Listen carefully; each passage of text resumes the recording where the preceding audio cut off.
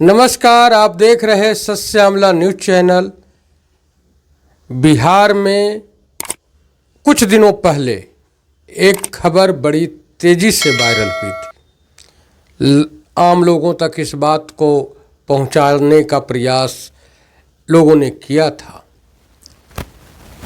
CAG का report viral हुआ था, जिसमें यह था कि 71,000 करोड़ रुपया बिहार के अलग अलग मंत्रालयों के खर्चे में हिसाब का प्रमाण पत्र नहीं मिला है।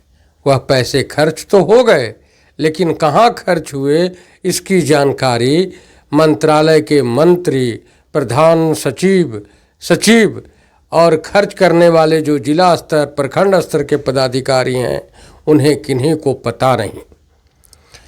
इसी रिपोर्ट को मानते हुए बिहार में असली देशी पार्टी के एक कार्यकर्ता ने माननीय उच्च न्यायालय पटना में एक जनहित याचिका दायर किया।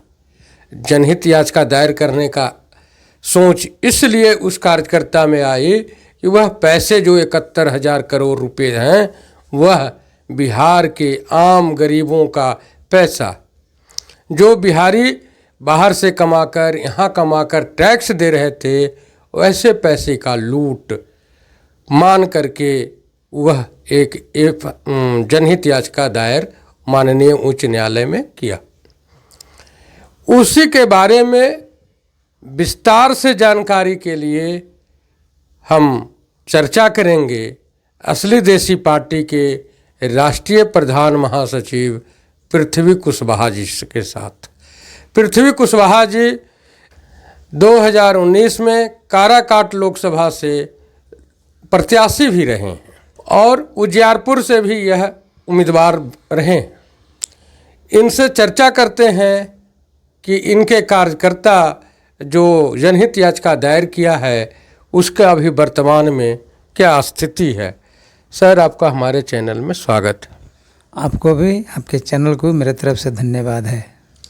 सर, सुनने में आया कि आपके कार्यकर्ता के द्वारा 71,000 करोड़ जो कैग के रिपोर्ट में आया कि पता नहीं चल रहा, पैसे का कोई प्रमाण पत्र नहीं है, तो उसमें जो आपके कार्यकर्ता ने जनहित याचिका दायर किया है माननीय उच्च न्यायालय में, उसके बारे में विस्तार से आप हमारे दर्शकों को बताएं। देखिए, हमारे कार्यकर्ता, इस पार्टी के कार्यकर्ता के द्वारा, असली देशी पार्टी के कार्यकर्ता के द्वारा जो जनहित याचिका दायर किया गया है हाई कोर्ट में, पटना हाई कोर्ट में, वो इतना बड़ा घोटाले के रूप में है कि उसको देखने के बाद आम पब्लिक भी सुनकर घबरा जाता है। क्योंकि गरीबों का हक अब किस आधार पर छीना जा रहा है, उसका गैग का रिपोर्ट आया था, उसमें आपको सीएजी का रिपोर्ट बताता है कि ये घोटाला हुआ है। वो साबित कर दिया कि घोटाला हुआ है, यानी अनियमितताएं सारी हर कागज़ में, हर पन्ने में हुआ है। वो घोटाला कितने का है? वो है 70,877.61 करोड़ का। इतनी बड़ी घोटाला की राशि हम गरीबों की, जो बाहर से पैसा आया, टैक्स के पैसा आया, किसी तरह बिहार चल रहा है। बिहार की वो स्थिति नहीं है जो कह दे कि हम अपने पैर पर खड़ा हैं।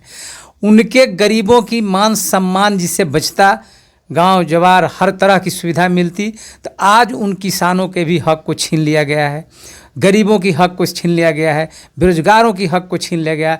इससे कुछ रोजगार प्राप्त होता, उद्योग धंधे होते, आम आदमी का लड़का जो बेकार यहाँ से होकर और लदा कर, जैसे नमक की बोरिया लादा जा रहा है, उसी तरह ट्रेन में लदा कर जा रहे हैं दिल्ली, जा रहे हैं गुजरात, और वहाँ जाकर रोजी रोटी की तलाश में हैं। आ गया बिहारी, यानी बिहार की जो वहाँ पर सुनने को मिलता है।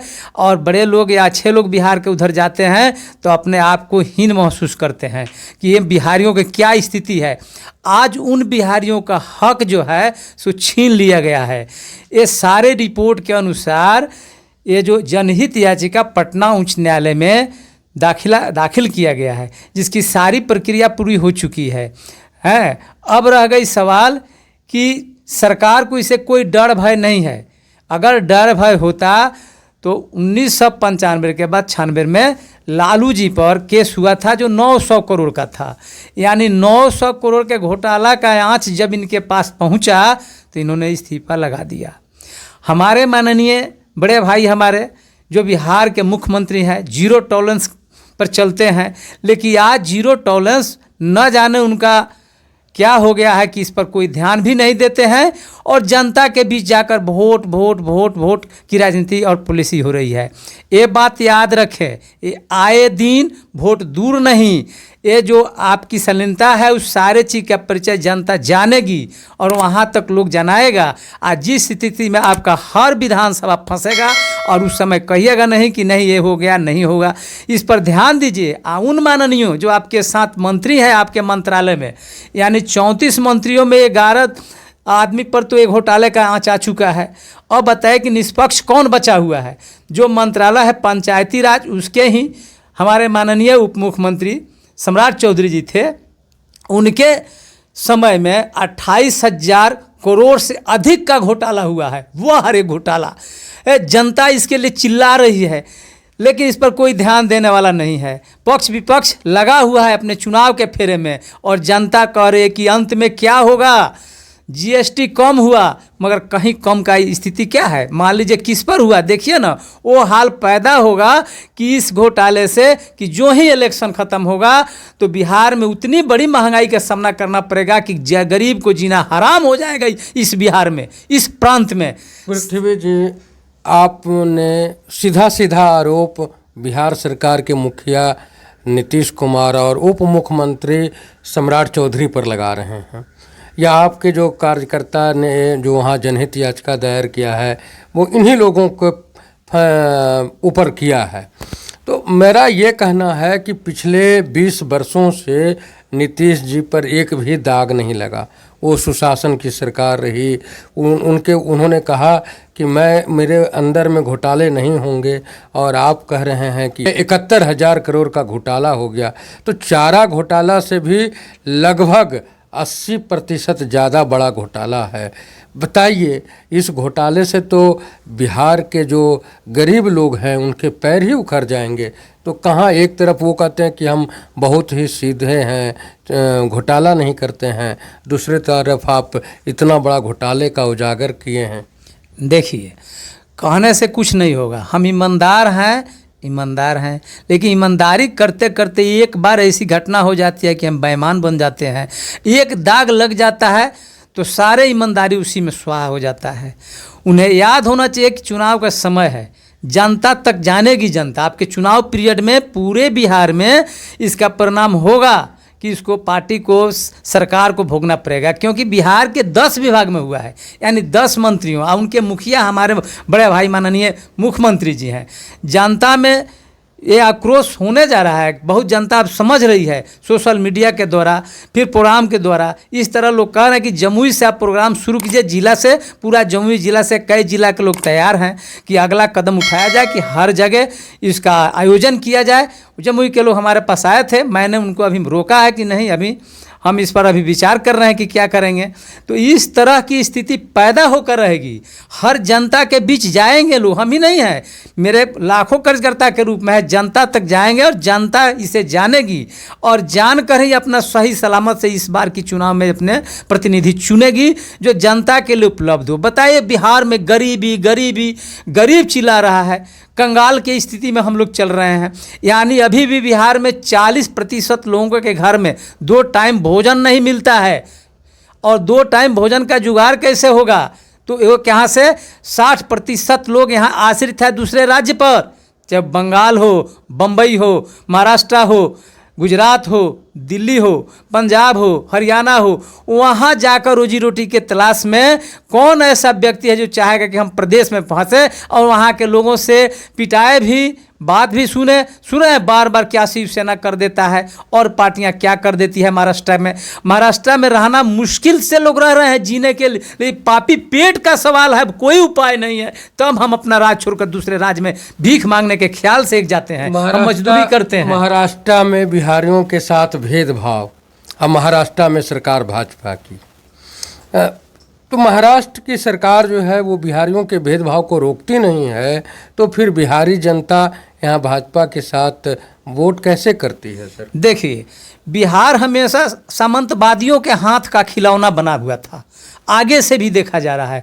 ये कुछ लोग ही शासन कर कर हम गरीबों को रोजी रोटी छीन लेते हैं, शोषण करते हैं और उनके इशारे पर चलते हैं। यानी बिहार में अभी भी शिक्षा का अभाव है। अभी गरीब सब, हर गांव का, हर शहर का, जब तक कि सारे गरीब शिक्षित नहीं होंगे तो ये सामंतवादी व्यवस्था नहीं जाएगी। वही स्थिति है कि वहाँ जो महाराष्ट्र में हमारे मजदूरों का जो स्थिति है, पीटे जा रहे हैं, काटे जा रहे हैं, तो अभी क्या करेंगे? पापी पेट का सवाल है। उस वजह से यहाँ के लोग जो वोट माफिया बने हुए हैं वो प्रचार करते हैं। हमने एक बार कहा था कि ये बात बताइए कि एक ग्रेजुएट 10 गो बीजेपी को नहीं समझा सकता है, एक बीजेपी को नहीं समझा सकता है, एक बीजेपी वाला 10 गो दूसरे पार्टी के और किसानों को, गरीबों को, मजदूरों को समझा देता है, इसलिए कि उस पर आश्रित है उनके खेतों में काम करना, उनके खेतों के बटाई जोतना, और वो लोग भाजपाई हैं। तो सामंतवादी व्यवस्था अभी बिहार में अभी भी जोरों पर है, जिस वजह से लोग यहाँ भाजपा का वोट देते हैं।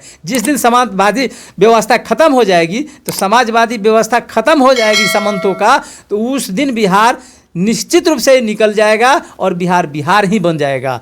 इसलिए सर, आपने ये जो जनहित याचिका दायर किया है उसमें आपने बताया कि पंचायती राज मंत्रालय में इस तरह की बात हुई है, 28,000 करोड़ का घोटाला हुआ है। उस समय मंत्री थे सम्राट चौधरी। उसके अलावा स्वास्थ्य विभाग में भी आपने जो सूची दिखाया है उसमें स्वास्थ्य विभाग भी है और शिक्षा विभाग भी है और कई विभाग है, सड़क निर्माण है। तो ये 4-5 मंत्रालय को देख करके लगता है कि अगर 5 मंत्रालय में घोटाले हुए हैं तो 3 मंत्रालय भाजपा के पास है और 2 मंत्रालय जदयू के पास है। तो इसका मतलब है कि ज़्यादा मंत्रालय जो भी ये कैग के रिपोर्ट के निशाने में हैं उसमें ज़्यादातर मंत्रालय भाजपा के ही लोगों के पास है। देखिए, भाजपा चिल्ला रहे हैं, सुन रहे, एक बार सुने थे कि चुनाव के समय में गिरिराज सिंह के घर में 3 करोड़ रुपया पकड़ा गया, तो क्या ठेकेदार का है? उन्होंने शो किया जी ठेकेदार का है। अगर वही आम आदमी के घर में पकड़ा जाता तो उतना बड़ा ठेकेदार आता नहीं होता, वो फंस जाता जिंदगी भर।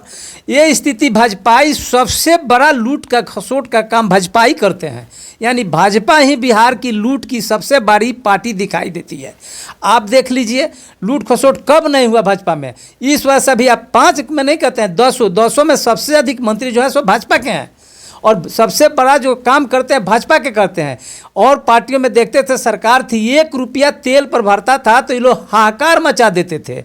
लेकिन आज कितनी महंगाई आगे चला गया, हाहाकार जब होता है तो ये लोग कहते हैं कि वो लोग गाली देता है। तो ये लोग अपने मुँह से मिट्ठू बनते हैं और मुंह से शिकार बनाकर जनता को मूर्ख बनाकर वोट लेने का काम करते हैं। एक काम भाजपा करती है। इस जनहित याचिका जो हुआ है उसके प्रति आम लोगों को आप क्या कहना चाहेंगे?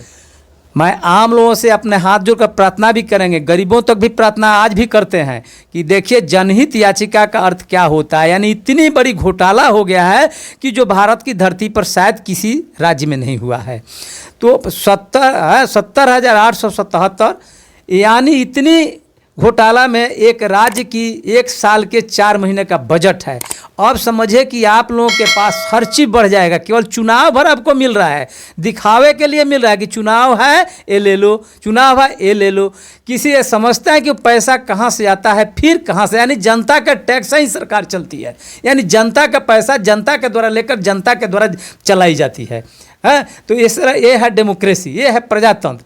इस प्रजातंत्र के लूट खसोट हो रहा है। अब जानना चाहिए कि हम लोगों ने याचिका दायर जो किए हैं वो तो हम लोग के कहने पर नहीं किया, वो अपने उसको सारे रिपोर्ट मिला, CAG का रिपोर्ट मिला, उसके बाद जनहित याचिका PIL वो दाखिल किए हैं।